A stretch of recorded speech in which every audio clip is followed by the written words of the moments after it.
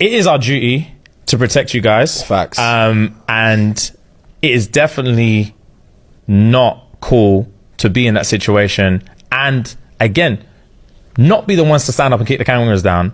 And we fucked it on that occasion. We did. It's not going to happen again.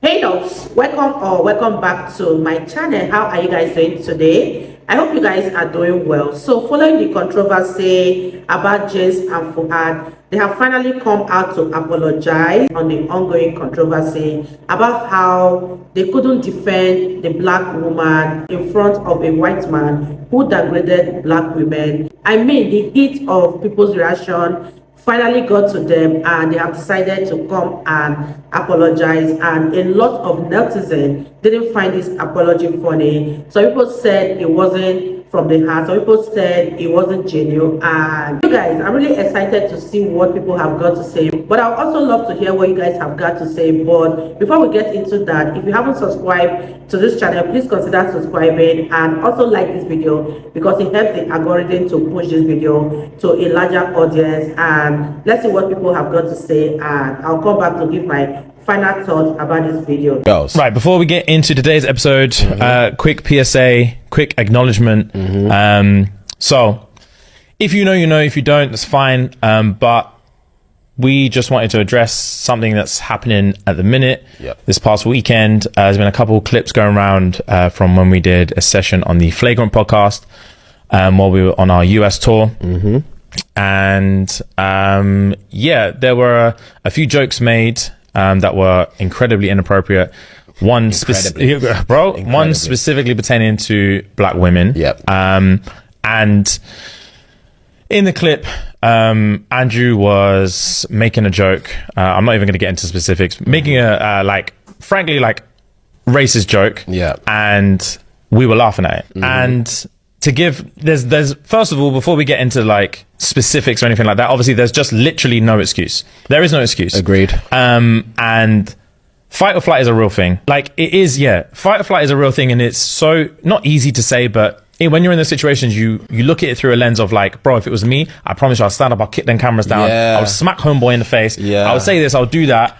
But when you're in there, you're in shock. You're in shock, and all you want to do is move on. Bro, move on is the fucking word, bro. All you want to do is fucking move on. Just move on to the next thing. Just move on to the next thing. There's so and like many we had to say a few times, bro, just move on. Just move on. So many different topics. We were like, move on. And it's not even like about pity laughs or anything, but we just wanted to get out of that situation. Literally get out of that situation, keep the ball rolling. And we thought it was going to be more of like a bros chat, but it ended up being something that's like really, really hurt people that look to us for support and look to us to feel protected. And protected is the main thing that I wanted to discuss, is that it is our duty to protect you guys. Facts. And it is definitely not cool to be in that situation. And again, not be the ones to stand up and kick the cameras down. And we fucked it on that occasion. We did. It's not going to happen again.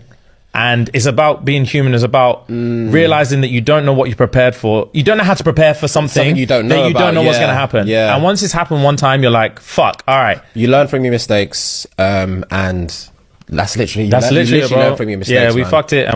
So yes, Shits and Gigs have just posted an apology video. I've just gone onto their YouTube to see it. And honestly, I do feel like it was very sincere. And some of the stuff they are saying does make sense, but it's still super important to hold them accountable, and they are still holding themselves accountable. They were just explaining exactly why what happened. I think where they were on such a, I mean, I don't know much about the guy's platform, but maybe a bigger platform, and also where they were kind of in an awkward situation, like they're being filmed, everything's still going on, and they didn't quite know how to handle it. Apparently, he asked and said a lot of controversial things, and they kept insisting that he moves on and move on to the next thing. And in fact, I think the recording with the guy was actually quite like awkward in some ways. I'm glad they've held themselves accountable. They've expressed how they are truly sorry, and they really do understand that a lot of their community is actually black women.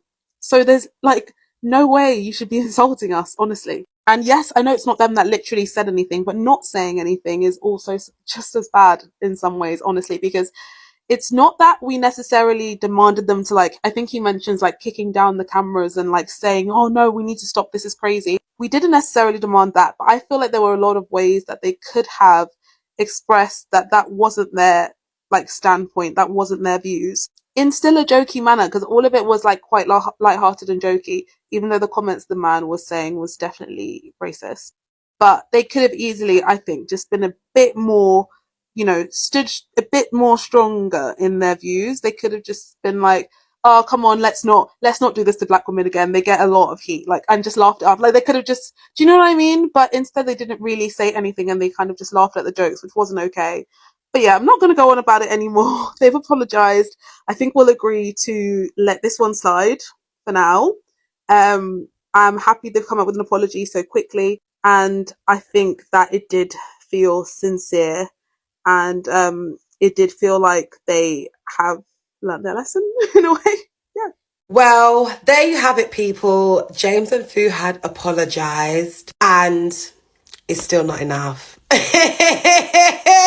That's why you don't apologize on the internet. I saw their apology video, and it was exactly the same thing that I was saying. They were out of their depth. They got outsmarted by Andrew, and that's just what it was. And, they kept repeating and saying, like, let's move on, this, that, and the third. And Andrew didn't. They tried to run with the big dogs, and they realised that they needed to walk before they could run.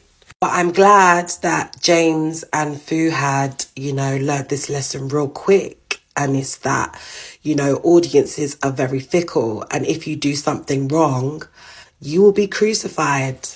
And a giggle costs you your money. I was looking at the comments in their apology thing, and there's a load of black women that are just like, it's not enough.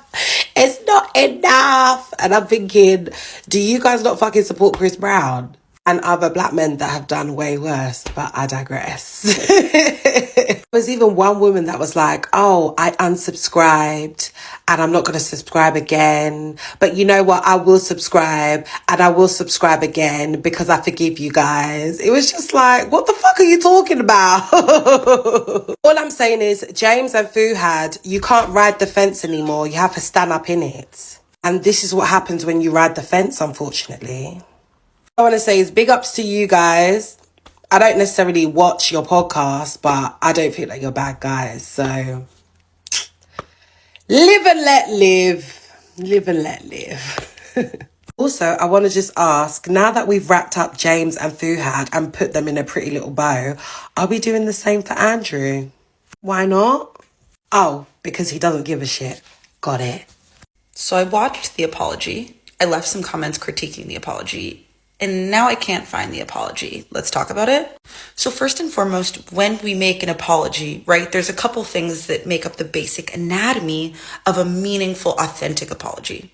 The first one is impact. So in order to identify impact, you have to be able to understand what your actions resulted in, right?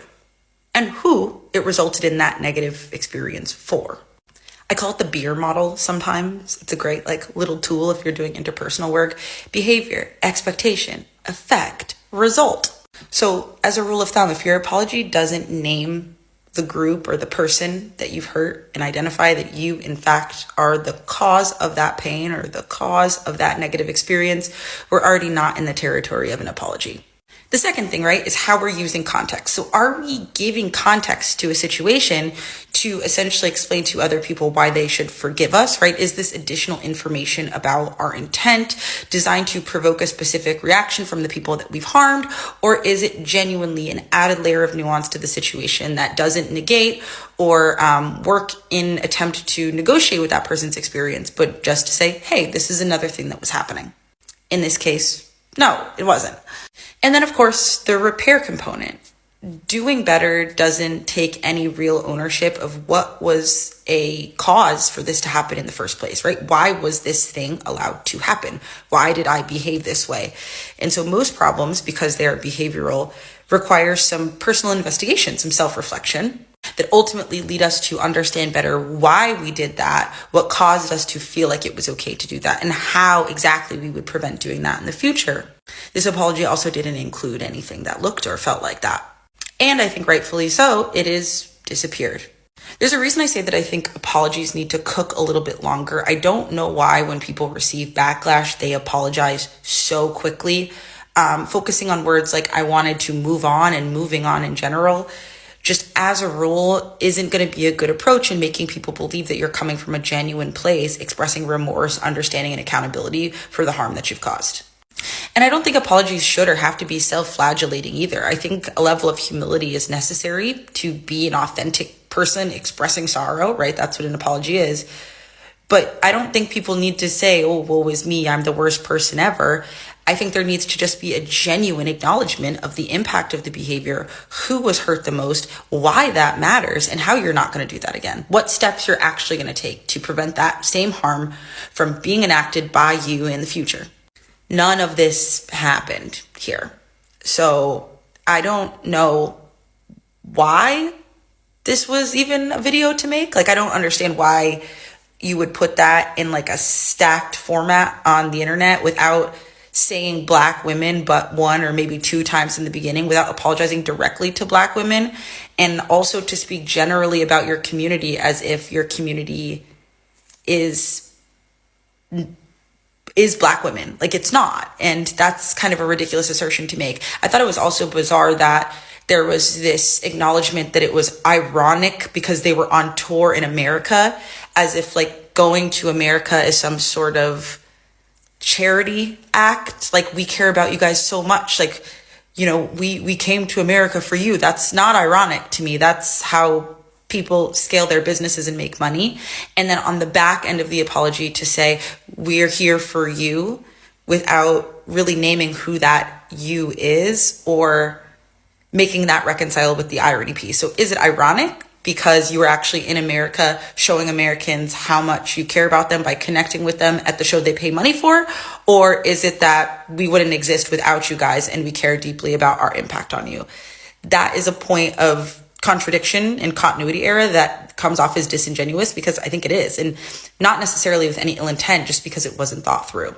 There's few things more harmful and frankly damning than apologies that just weren't thought through, that don't have a clear purpose, that don't identify a clear recipient or experiencer of harm and a clear acknowledgement that you understand why that was problematic, right? It's not enough to say, I can see that I hurt you. It has to be, there is a long history of Black women being the punching bag to Black men. And in this context, it was particularly damning as we are moving through the United States and also interacting with a white man. This was an incredibly uncool situation. To say there's no excuse and then go on to make excuses, talking about fight or flight, etc., it doesn't work.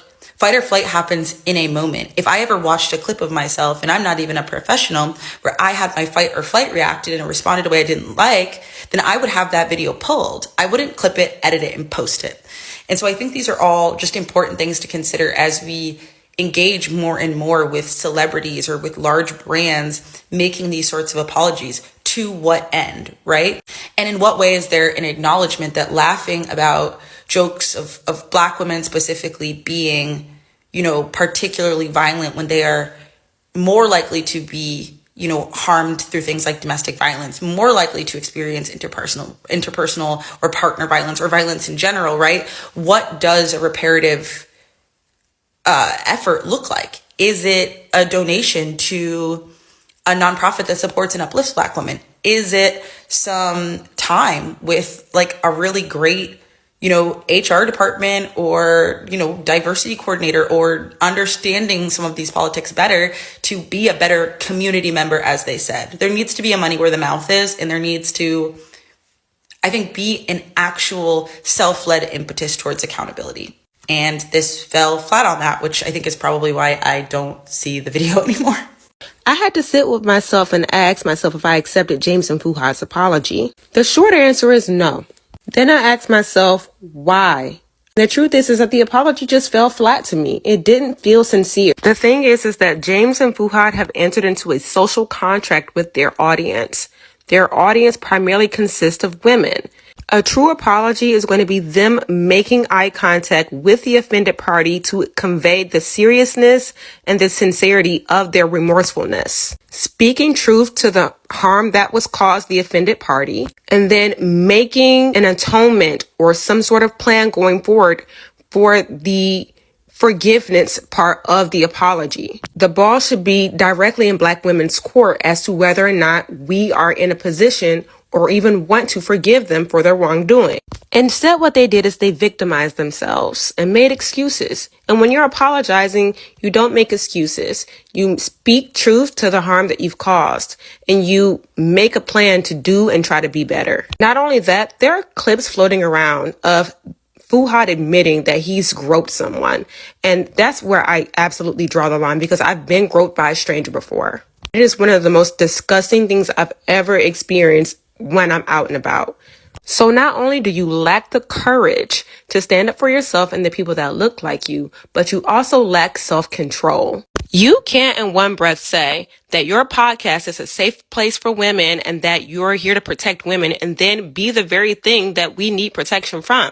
That's hypocrisy, and it's basically doublespeak.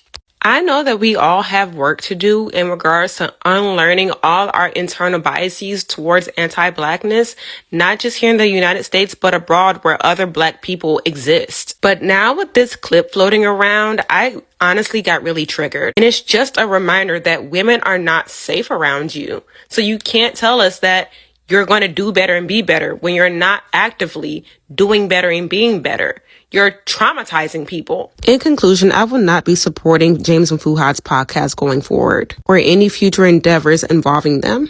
The clip's pages are unfollowed, and I'm retracting my attention away from their content. And ladies, no one gets to tell you how you get to respond to being offended. It's up to you to decide what feels true and authentic to you. That's not my call to make. You can vent, put your thoughts and feelings into the comments. And I'm going to go off to have a great day. Until next time, peace. So I've seen the apology, and I will admit it was not good. Even from a PR standpoint, it was just not good. I don't know if they have like a management. I don't know if people are working with them.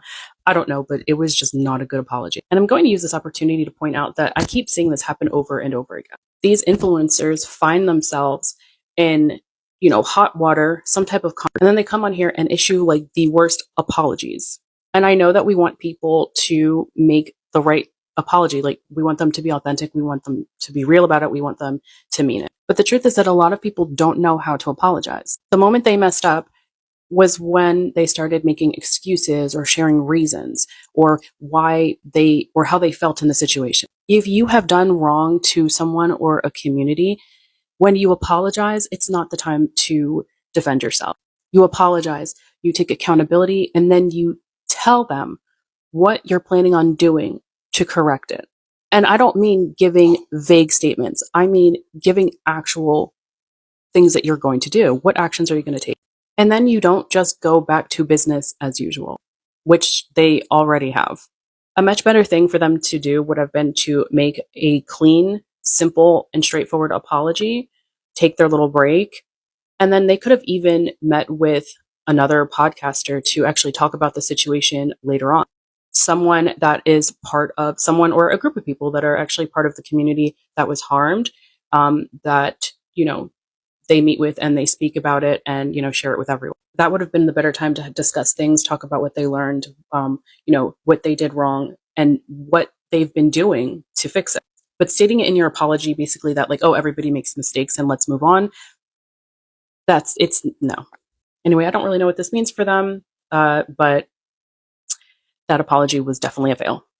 Guys, I really believe that apologizing is probably the worst thing James and Fuhad could have done. If you guys don't know what happened, James and Fuhad from the podcast Shits and Gigs basically came under fire and they were getting a lot of pushback for a clip that surfaced of them laughing at a joke that Andrew Schultz, a comedian by the way, made about black women. Basically, the joke was along the lines of, basically, when a black woman is dating a white guy, he starts getting like a different, he starts changing the way he looks, but essentially because, these laws said, it's because basically when you start hanging around them, when you start hanging around a certain partner of a certain race, you start picking up their characteristics or whatever, which is, nothing wrong with that. But then Andrew Schultz was like, no, yo, when you start hanging, it's called, them man are getting that kind of handshake to protect themselves from being beaten up by black women, right? A very out of pocket joke, a very mad joke, but Andrew Schultz is known for this kind of stuff. You know what I'm saying? He doesn't just target black women or a certain demographic. He does it for every single race. You know what I'm saying? So I feel like, first of all, you guys' anger is misdirected. These lot didn't make the joke. It was Andrew Schultz who made the joke. Andrew Schultz is the one who you lot should be putting under fire, right? Because he's the one that made the joke. Now I understand, these lot laughed. They shouldn't have laughed. They were completely in the wrong. But the reason why I'm saying apologizing is the worst thing that they've done, I've seen this comment numerous times. Oh, they're only apologizing because they got caught. They don't really mean it, right? Oh, nah, I haven't got any sympathy for them anymore because they were cackling and they were gargling, all this stuff, right? Now you've made it worse for yourself by not standing behind what you did. You know what I'm saying? Now it's like worse for you. You know what I'm saying? Instead of like, if they didn't even address you or anything, it would have gone away eventually, because I really believe the person who's really responsible for this is Andrew Schultz, not these lot.